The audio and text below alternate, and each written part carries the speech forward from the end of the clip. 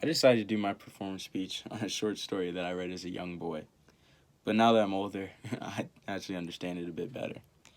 I read this story in a book that was given to me by a family friend. The book is called African American Children's Stories. It's the book right here. And the story I read in this book was called A Man Who Could Transform Himself, illustrated by Sylvester Island.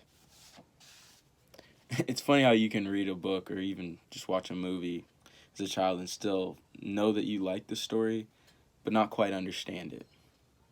And then when you're older, you can actually comprehend details that you might have missed as a child much better, This story is about a man named Jamal and his older brother, Ebop.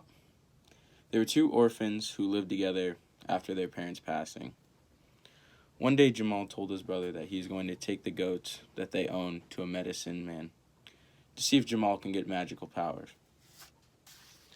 Ebop agreed, and the plan went smoothly. Jamal now has powers to transform himself into any animal that he would like.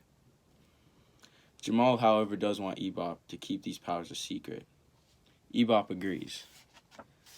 Now, of course, the two brothers did have a few tricks up their sleeves. What do most people do if they have a gift, especially magical, that others don't? More than likely, they're going to try and take advantage of that. So, Jamal and Ebop go to the market with Jamal as a bull. Nice, big black bull.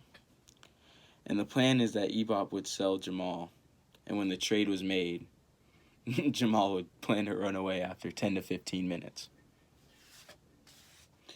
So, they come across a man. A lot of people actually in town looking at this. They're like, wow, what a great bull. We want to buy it. So a man asks the cost to buy the bull. And Ebop says, values 2 cows and 5 goats. So the man agrees. The bull is a plan to show off to the father of the woman that he wanted to marry. As planned, of course, Jamal runs away after 10 to 15 minutes. Jamal then, smart plan here, then changes into a lion so that he can't be spotted. The man follows, sees the tracks, and now he believes that the bull had been eaten by a lion. The brothers decided to do this very same plan the next day, but just at a different market.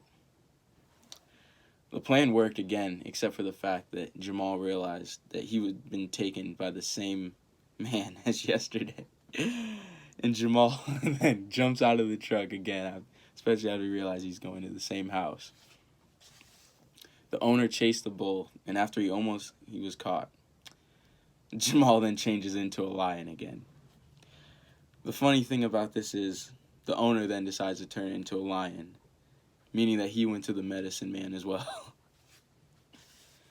The two proceed to go back and forth between changing, except for when Jamal was a bird, the owner was a kite, meaning that not only did the owner want to just change into any animal, but any object or anything that was around him.